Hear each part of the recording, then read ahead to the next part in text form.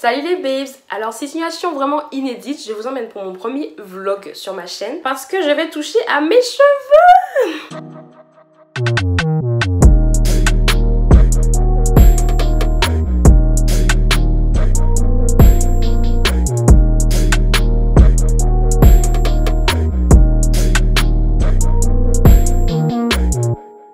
Ça va faire un moment, je dis que je vais faire une coloration dans ma tête. Et là, je passe le cap. Du coup, je vous emmène avec moi à Gossip Girl, qui est le salon dans lequel je fais mon big shop. Donc du coup, je leur fais confiance à 100%. Et bah, c'est parti pour ce petit changement capillaire. Donc désolée, je suis un peu nulle en vlog, puisque c'est le premier. Et filmer avec une perche, c'est une première pour moi.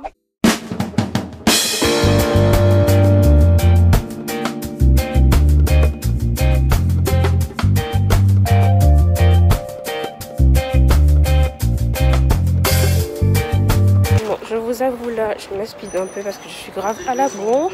Je sais pas si vous m'entendez bien. Oh, des embouteillages de partout. Alors, est-ce que j'ai pas raté? J'ai raté. Bon, heureusement pour moi, ce n'est pas encore fini pour la personne précédente.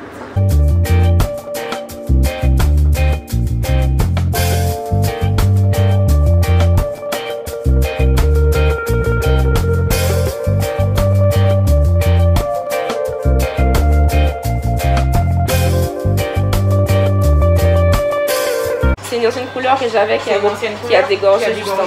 Donc du coup on fait ça partout et après on fait des mèches par-dessus. Comme on va faire du marron partout, on va éclaircir ensuite par la suite. Parce que là c'est un éclaircissement à l'huile. Le marron ce sera un éclaircissement à l'huile. C'est juste pour casser ta base. Parce qu'elle est très foncée. Ouais. Du foncé avec des mèches claires comme ça c'est pas joli. C'est la première couleur depuis que j'ai coupé mes cheveux. C'est stressant. Ça fait combien de temps que tu as coupé? Ça va faire 2 ans pile poil. Justement, je vais te demander ce que je pouvais faire pour protéger les cheveux après ça, parce que je savais pas non plus quelle gamme prendre après pour entretenir du blond ou même mes cheveux. Je suis un peu fainéante, j'avoue. Donc il faut s'orienter vers quelque chose qui est déjà fait. Ouais. En fait, les couleurs, ça n'abîme pas le cheveu. Ça demande beaucoup plus d'hydratation. Voilà, c'est la question qu'on m'a beaucoup demandé, c'est par rapport au blanc, est-ce que c'est la couleur même qui abîme ou parce que c'est les gens qui ne savent pas entretenir? Parce que j'avais la crainte aussi que par rapport au blanc, que ça casse mes goûts. Ça casse tes goûts. Ouais. Quand c'est fait pour avoir un blond platine, oui. Bon, j'ai une routine, on va dire, basique, mais je vais pas faire non plus des soins souvent, je vais pas non plus faire de masques souvent. Enfin, quoi que non, les masques j'en fais, oui, mais à chaque shampoing. Voilà. Bah là c'est masque à chaque shampoing. J'essaie de me renseigner un peu sur les marques qui proposent des choses spéciales pour cheveux bouclés et blonds et j'en trouve pas vraiment. Non, il y en a pas beaucoup. Il y a uniquement mon beau butter qui fait pour cheveux colorés. Cheveux naturels et cheveux colorés. Je connaissais pas. Donc là on éclaircit à l'huile. La température ça va? Non, ça va. Souvent peur de faire des colorations, des couleurs blondes.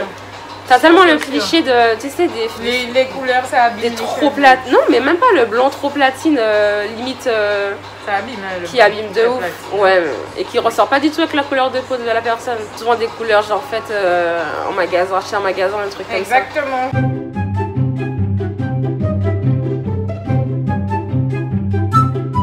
Ça faisait longtemps cette odeur d'ammoniac.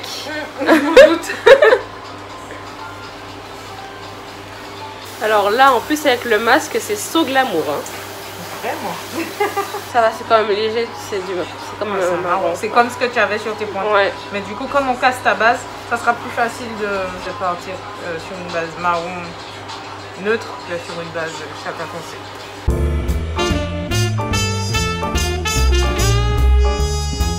Ça se voit pas trop en caméra, mais c'est tellement plus clair en vrai. Ah, tu peux y aller, hein, je suis pas sensible. Ok.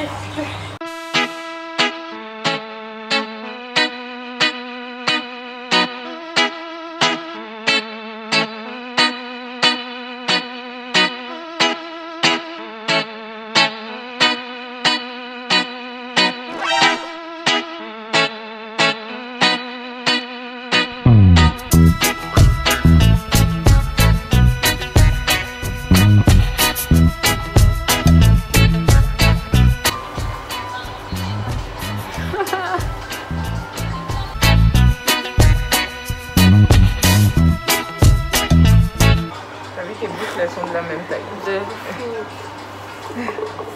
C'est même pas fini. Ça va? C'est chaud, c'est... You want, C'est chaud, c'est...